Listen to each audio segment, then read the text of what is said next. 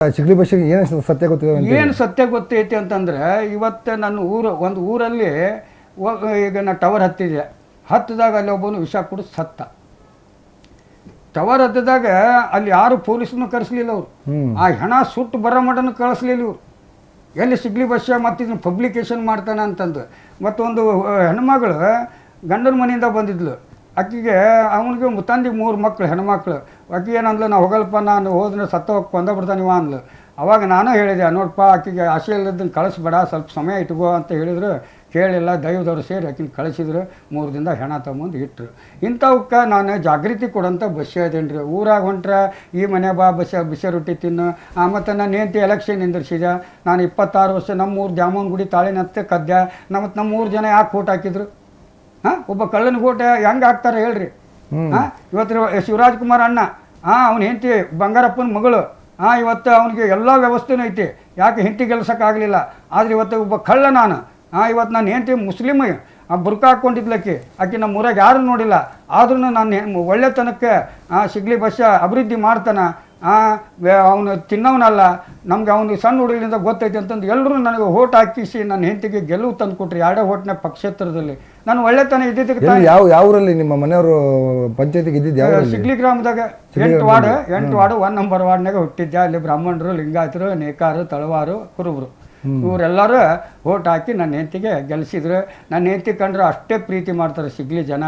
ಯಾಕಂದರೆ 18 ಮಂದಿ lady member ಇದ್ರೂ ಯಾರು ಅವ್ರ ಗಂಡುಗಳ ಬಂದು ಪಂಚಾಯತಿ ಆಳಿದ್ರು ಹೊರತು ಈ ಸಿಗ್ಲಿ ಭಾಷೆ ಹೆಂಡತಿಗೆ ಇವತ್ತಿಗೆ ಪಂಚಾಯತಿಗೆ ಹೋಗಿ ಒಂದು ಅಧಿಕಾರ ಚಲಾಯಿಸ್ತಾವನಲ್ಲ ನಾನು. ಯಾಕಂದ್ರೆ ಆಕೆ ಕಡೆಯಿಂದ ಆಗಲಿಲ್ಲ ಅಂದ್ರೆ ನಾನು ಬರ್ತೀನಿ ಅಂತ ಹೇಳಿದ್ದೆ. ಆಕೆ 5 ವರ್ಷನ ಪೂರ್ಣಗೊಳಿಸಿದ್ಲು. ಅದಕ್ಕೆ ನಾನು ಸಲ್ಯೂಟ್ ಹೊಡಿತೀನಿ. ಯಾವಾಗ ಆಗಿದ್ದು ಪಂಚಾಯತಿ? ಮೊನ್ನೆ ಮುಗೀತು ರೀ ಆಕಿದ್ದು 5 ವರ್ಷ. ಮೊನ್ನೆ ಮುಗೀತು, 5 ವರ್ಷ ಮುಗಿಸಿದ್ಲು. ನೀವು ಅದೇ ಊರ ದೇವಸ್ಥಾನದಲ್ಲಿ ಕಳ್ತನ ಮಾಡಿ? ಅದೇ ದ್ಯಾಮವ್ವನ ಗುಡಿ ಕಳ್ತನ ಮಾಡಿದೆ. ಅಲ್ಲಿ ನೋಡ್ರಿ, ಒಂದು ಕ್ವಾಣನ ಊರು ಗೌಡ ಸಾವ್ಕಾರ ದೇವ್ರ ಕ್ವಾಣನ ಮಾರ್ಕೊಂಡು ತಿಂದ. ಅವನು 2 ಕಾಲು ಕಟ್ ಮಾಡ್ಕೊಂಡು ಅದೇ ರೋಡ್ನಲ್ಲೇ ಅಡ್ಡಾಡ್ದಾಕಿ ಮುಂದೆ. ಆದರೆ ಸಿಗ್ಲಿ ಬಸ್ ಹಾಕಿ ಕೊಳ್ಳನ್ ತಾಳಿನತ್ತು ಕೂಡ ಕದ್ದೆ. ಆದ್ರೆ ಕದ್ದು 22 ವರ್ಷ ಊರು ಬಿಟ್ಟು ಹೋದೆ. ನಮ್ಮ ಊರಾಗ ಬರಲಿಲ್ಲ ನಾನು. ಅವಾಗ ನನ್ನ ಹೆಂಡತಿ, ಇಲ್ಲಿ ಬೇಡ, ನಮ್ಮ ಊರಾಗ ನಮ್ಮ ಮರೋದು ಹೋಗತಿ, ನೀನು ಊರಾಗ ಹೋಗಂಬ ಅಂದ್ಲು. ಇಲ್ಲೇ ಕಳ್ಳ ಅಂತಾರ, ನನಗೆ ಯಾರು ನಮ್ಮಂಗಿಲ್ಲೇ ಅಂತಂದೆ. ಇಲ್ಲಿ ಬಾ, ನಾ ಕರ್ಕೊಂಡೋಗಿ ಹೋದ್ಗಡ್ಲೆ ನಾನು 22 ವರ್ಷ ಏನು ಊರು ಬಿಟ್ಟು ಹೋಗಿದ್ನಲ್ಲ. ನಾನು ಕೋರ್ಟು ಕಚೇರಿ ಇವೆಲ್ಲ ಪೇಪರ್ನಾಗ ಟಿವಿಯಲ್ಲಿ ನೋಡಿದ್ರಲ್ಲ. ಅವಾಗ ಇವನು ಒಳ್ಳೆಯವನಾಗ್ಯಾನ ಅಂತಂದು ಅವ್ರಿಗೂ ಸ್ವಲ್ಪ ಕನ್ಫರ್ಮ್ ಆಯ್ತು. ನಮ್ಮ ಊರಾಗ ಬಂದಾಗ ನನ್ನಂತಲ್ಲಿ ಸ್ವಲ್ಪ ದುಡ್ಡು ಉಳಿತು. ಬಡವರಿಗೆಲ್ಲ ಕಷ್ಟಕ್ಕೆ ಸುಖಕ್ಕೆಲ್ಲ ಮಾಡ್ಕೊತಾನೆ ಬಂದೆ. ಆಮೇಲೆ ಎಲೆಕ್ಷನ್ ಬಂತು. ನಾನು ಹೆಂಡತಿನ ಎಲೆಕ್ಷನ್ ನಿಂದಿಸಿ ಆಕೆಗೊಂದು ಸ್ಥಾನ ಕೊಟ್ಟೆ. ನೀವು ಊರು ಆಳು, ನಾ ದೇಶ ಆಳ್ತೀನಿ ಅಂತಂದು ಬಂದೆ. ನನಗೆ ಇವತ್ತಿಗೆ ನನ್ನ ಹೆಸರಿನಲ್ಲಿ ನನಗೇನು ಬೇಡ, ಜನರು ಪರಿವರ್ತನೆ ಆದ್ರೆ ಸಾಕು. ನನಗೆ ದುಡ್ಡು ಎನ್ಷನ್ಸ್ ಬಳಸೋದವು ಬಂಗಾರ ನೋಡಿ ಸಾಕಾಗೈತಿ. ಜೀವನಕ್ಕೋಸ್ಕರ ಹಂಬಲಿಸ್ತೀನಿ.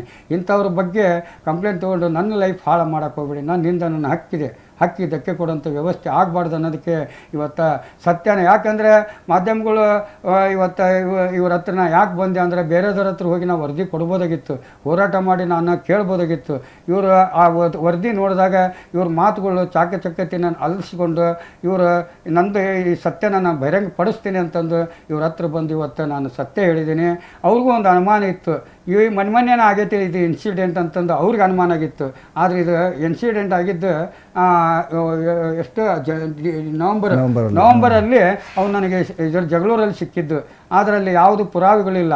ಅದಕ್ಕೆ ಯಾವುದು FIR ಆಗೋಂಥ ಚಾನ್ಸೇ ಇಲ್ಲ. ಅದು ನಾನು ಸಾಹೇಬ್ರಿಗೂ ಹೇಳಿದೆ, ಸಿದ್ದರಾಮಯ್ಯವರು ಅವ್ರಿಗೂ ಹೇಳಿದೆ ನಾನು.